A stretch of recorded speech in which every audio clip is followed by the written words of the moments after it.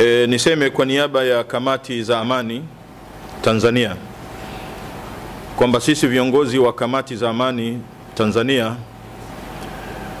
wakati huu tukielekea katika uchaguzi mkuu, tumeanza kuona ile miiko ambayo tumejiwekea sisi wenyewe kama viongozi wa dini kukiukwa. Kwamba sisi kama viongozi wa dini katika forum zetu tumekubaliana wazi kwamba si vyema viongozi wa dini tukatumia madhabahu zetu na membari zetu kufanya kampeni dhidi ya wanasiasa au dhidi ya wagombea wowote wale. Tumeanza kuona baadhi ya viongozi wenzetu wakitumika vibaya, kuanza kufanya kampeni kwenye nyumba za ibada. Ni jambo ambalo haliwezi kuvumilika viongozi wa dini kama tutaendelea kunyamaza kwamba miiko ambayo tumejiwekea sisi wenyewe inachezewa.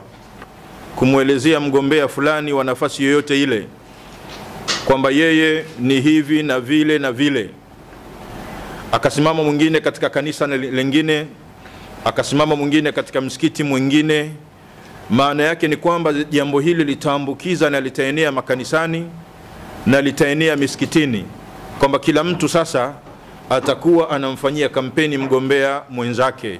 Jambo hili ni jambo la hatari sana ambalo tunalikemea kwa nguvu zote kwamba viongozi wa dini wasitumike. Kwa hiyo sisi kwa umoja wetu, viongozi wa dini wote wa kamati zile za amani na kwa ujumla wake, hatupendezwi na tabia ambayo inaanza kujitokeza sasa ya kuona kwamba maaskofu au mashekhe au mapadri au maimamu kusimama kwenye maeneo yao ya ibada, nyumba za ibada, kufanya kampeni na kumtaja mgombea yoyote kwa namna yoyote ile. Kufanya hivi kuna hatarisha amani ya nchi yetu, kwa sababu ukianza hivyo na mwingine atafanya na mwingine atafanya na mwingine atafanya, tutakuwa tumepora zile nafasi ambazo ni za wanasiasa, tumepora majukwaa ya wanasiasa. Kama unahitaji, unampenda mtu, unaona kwamba anatosha, toka madhabahuni, toka kwenye member, nenda kwenye maeneo hayo ambayo utaweza kumfanyia kampeni mgombea wako. Lakini ukisimama katika eneo, katika nyumba ya ibada, si kwamba tu unawakosea waumini wako, unawalazimisha mtazamo ulio wako wewe binafsi, unakuwa unawadhulumu na unatenda si sawa. Kwa hiyo tuwaache wa Tanzania waende kwenye majukwaa ya siasa, wakasikilize sera za wagombea, wachague. Majukwaa yale yanatosha. Hakuna sababu tena ya makanisa yetu na misikiti yetu tugeuze tena majukwaa ya siasa, wakati wanasiasa wana viwanja vyao, wanasiasa wana maeneo yao ya kuwataja kwa uzuri wagombea wao. Kwa nini si tuingie? Kwa hiyo kufanya hivi si jambo zuri. Sasa tusitumike. Inaelekea wako baadhi ya wanasiasa, baadhi ya viongozi wa dini ambao wako tayari kutumika kwa namna moja au nyingine. Hatujui wameahidiwa nini, wameelekezwa kitu gani. Sasa jambo hili tunasema sisi, Tanzania ni yetu, amani kwanza. Yes. Uchaguzi huu utapita, lakini tunahitaji amani. Sasa amani tunaweza kuivuruga sisi viongozi wa dini, kitu ambacho itakuwa ni hatari sana. Amani labda waivuruge wanasiasa, si tutengeneze. Sasa ikianza kuvurugwa na sisi viongozi wa dini kwa kuanza kuwafanyia kampeni wagombea fulani, kwa kuwataja juu ya matukio kadha, hii haileti sura nzuri, na inatuharibia mustakbali na makubaliano ya viongozi wa dini ya kwamba sisi tuna heshima yetu, tuwasaidie wanasiasa kuwaombea, tuisaidie nchi yetu, uchaguzi upitike kwa salama na amani.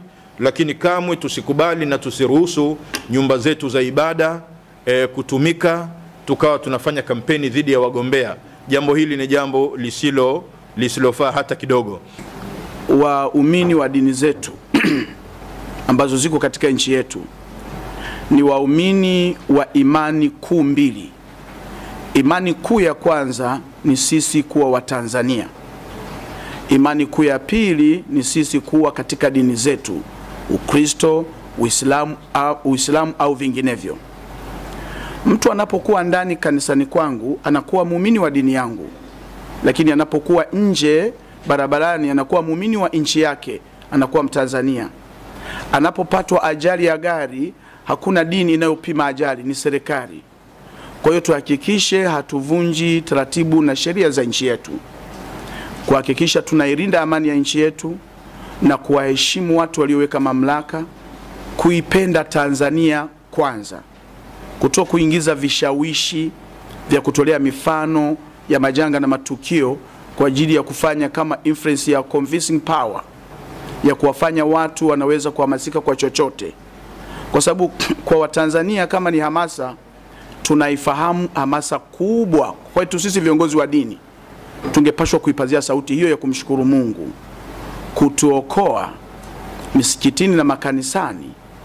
Viongozi wetu wa serikali hawakuzuia tusimwabudu Mungu wetu kwa namna zetu za imani wakati wa janga la corona, na mpaka sasa unaona jinsi tulivyosogereana.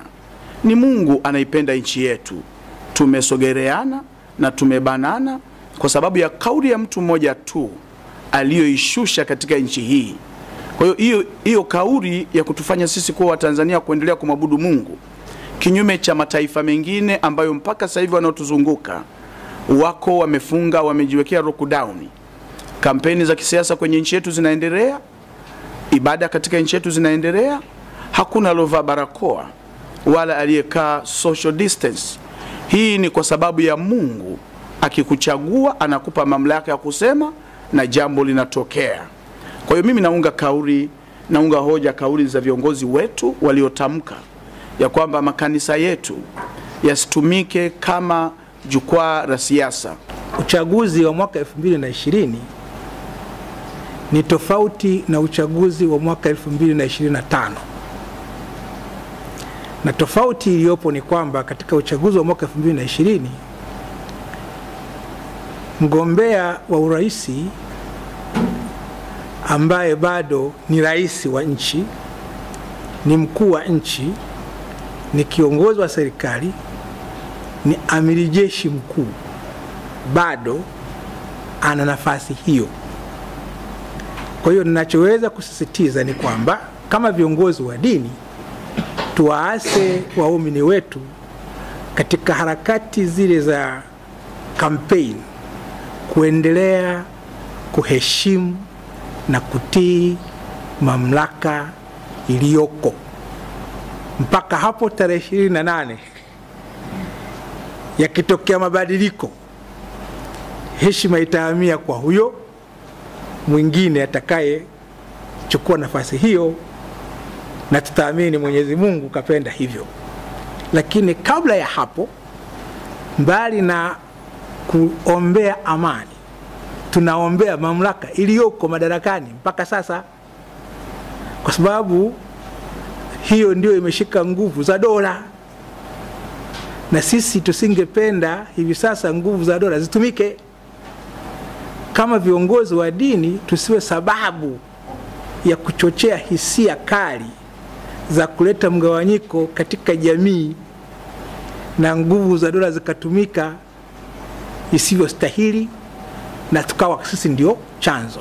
Hata Musa alipokuwa anaelewa kabisa kwamba Mungu amemkatalia kuongoza Wanaisraeli, hata kama alikuwa karibu sana na Joshua, hakusema Joshua kwa sababu ni karibu naye ndiye nitamweka kuongoza Wanaisraeli. Bado alimuomba Mungu.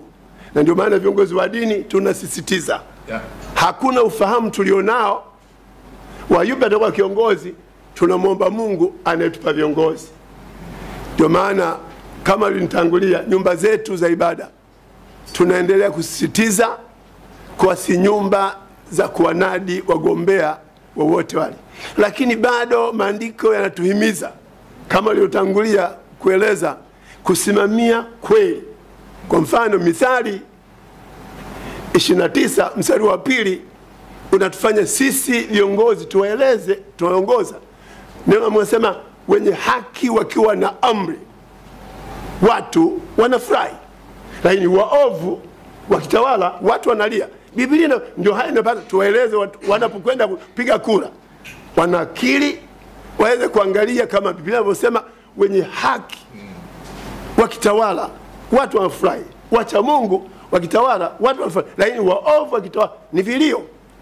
Bado nataka tuambie watu wetu kwamba Biblia inasema haki huinua taifa. Kwa hiyo kama tutahimiza Watanzania tusimamie haki, hiyo haki italiinua taifa letu. Kwa hiyo niungane na ndugu zangu waliotangulia, kwa viongozi wenzangu ambao penginepo wameweza kuwa na nia ya kutaka kumzungumzia yeyote yule.